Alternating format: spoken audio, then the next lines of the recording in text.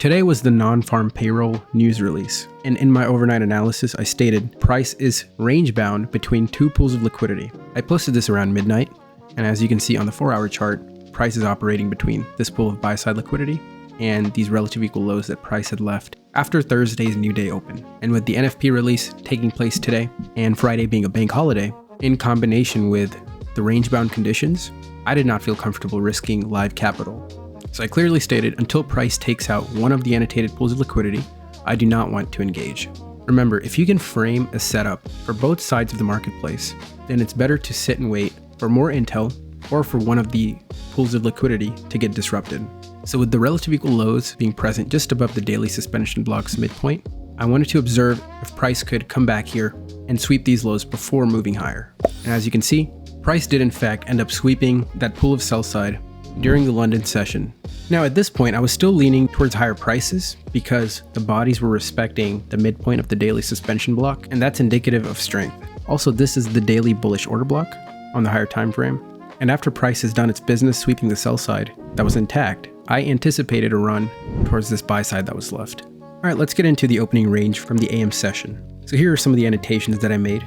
I've also posted this on my X, and then we'll get into a practice execution that I took on the 15-second chart. So again, here in the blue is our daily suspension block, and we can see right at 9:30 open, price wicks all the way down and delivers precisely to the daily suspension block upper quadrant, and the bodies remain above the new day opening gap. So what does this mean?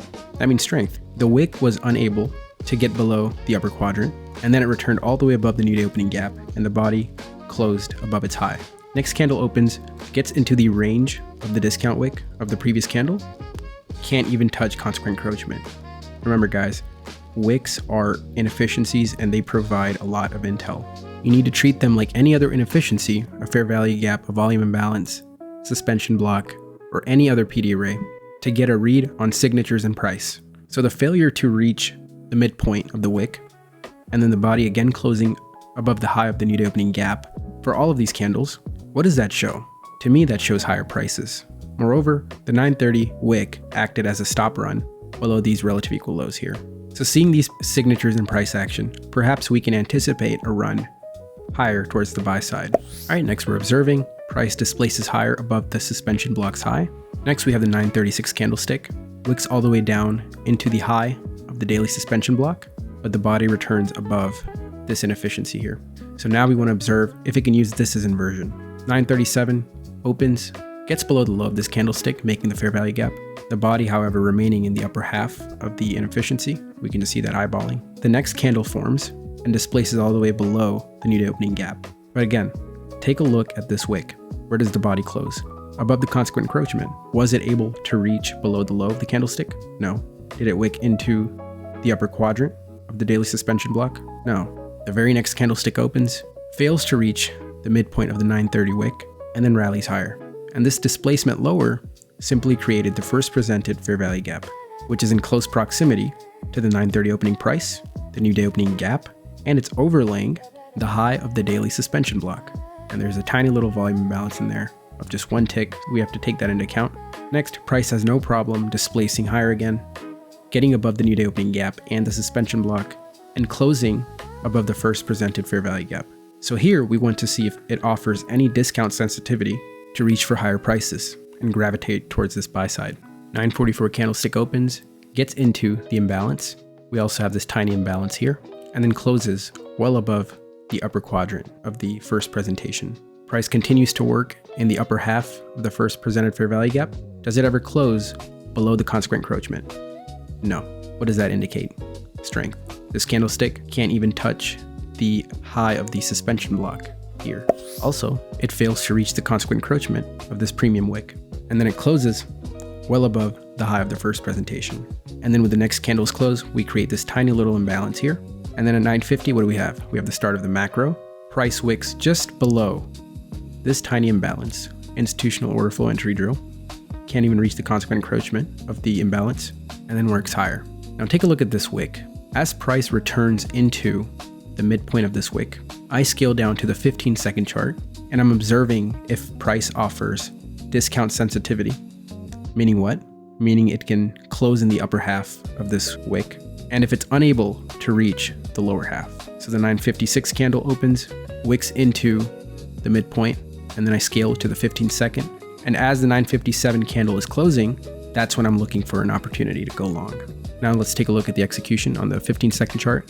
The quadrants that you see here is the same premium wick that was created on the 1 minute chart.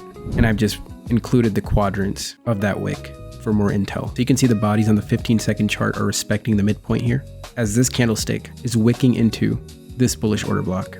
So I'm looking to buy anywhere between the high of the candlestick to its opening price. And then it wicks into the upper quadrant and then closes above the order block. So I'm long here with 5 contracts. I initially had my stop placed below the low of the wick in this area. And then after my first, as price was getting above this swing high, I was looking at taking a small partial, peeling off one of the 5 contracts and then trailing my stop to break even. And then I took off one more above this swing high here. Price breaks lower, wicking precisely into the opening price of this down close candle. And I peel off one more above this swing high as it created this from the break lower. Small consolidation here in this range. And as price is wicking above this large wick, I take one more off there. So my final contract, I was holding for this annotated buy side liquidity, which price failed to reach.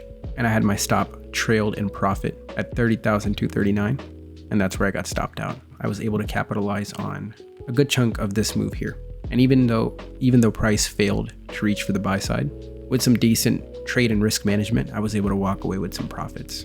All right, one last thing I would like to go over. So as price was working into the 10:50 to 11:10 a.m. macro, with this sustained price run lower, as the bodies were respecting this daily bullish order block's opening price, I was observing if price could get above this inefficiency here and use that as inversion, perhaps towards this buy side or gravitate towards the new day opening gap.